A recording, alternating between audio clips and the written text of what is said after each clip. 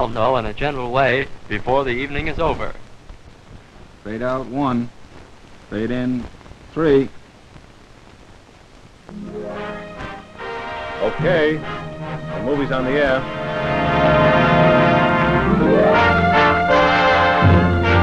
See? I told you. The man said so himself. It's a movie now, yes. But the movie's been televised. It's coming to us over the air like radio. George Fulham, let me smell your breath.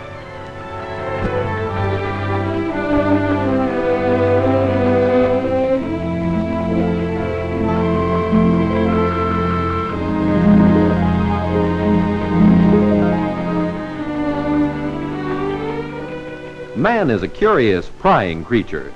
Since the very beginning of history, he has been trying to peer into the obscure, creating the tools which permit him to snoop more successfully for his knowledge and pleasure.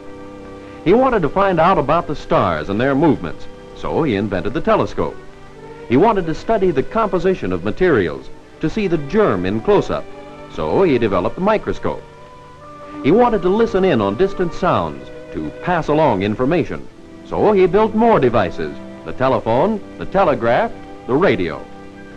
Without budging more than a few blocks, he wanted to see far-off places, distant people in action, so the motion picture camera made its appearance.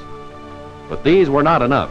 In spite of the fact that he could see and hear a duplication of something that had already happened elsewhere, a talking picture of a past event, in spite of the fact that in his own home he could hear words, sound, and music from great distances the very moment they were being produced, still he was not satisfied. He wanted to go sightseeing at home. By his own fireside, he wanted to see as well as hear what is happening now someplace else. So, television was devised. Aside from broadcasting sound, television, you know, simply consists of taking pictures and sending those pictures out over the air at the same time. As you might expect, a camera is used for the photography, just as in any other kind of picture taking. Only there's no film in the television camera.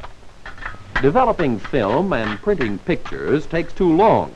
Besides, you can't broadcast paper pictures.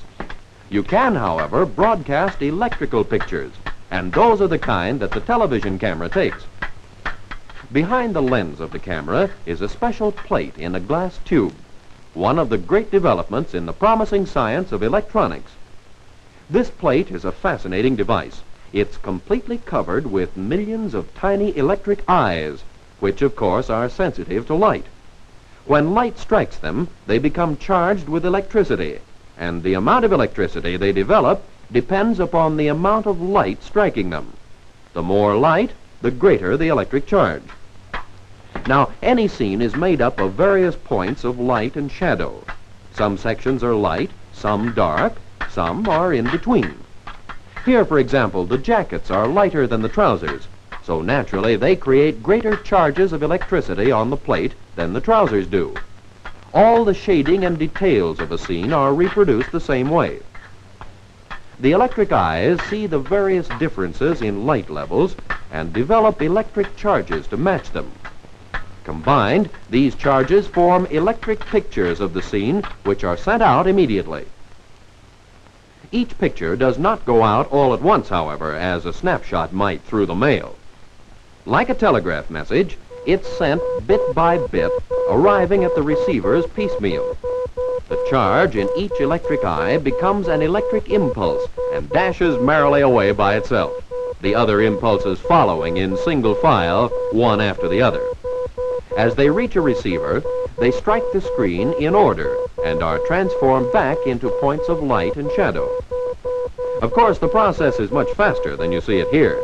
It has to be to keep you from noticing the mechanics of it, to keep up with any action in the scene, and to give the illusion of motion. We've just slowed it down so you could see how it's done. Now we'll speed it up. 30 complete pictures go out every second in the form of single electric impulses, and every second 4 million impulses reach the receiver screen, one after the other. Gosh. It sounds unreasonable, I know, but it's quite true. As the charges are removed from the plate, The electric impulses dash from the camera to the control room through a special cable. Here, great pains are taken to keep them from getting muddled or out of proportion and to prevent any interference. The impulses are very weak at this point, so the engineers strengthen them through electronic tubes, like the tubes in your radio, to make them powerful enough to send over the air.